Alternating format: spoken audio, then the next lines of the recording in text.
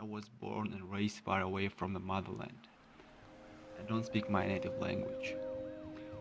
I'm a Chechen, by the way. Can you imagine a Chechen who doesn't know his ancestors' language, which is saturated with the rich history? The language that was preserved despite plenty of ordeals the whole nation has gone through.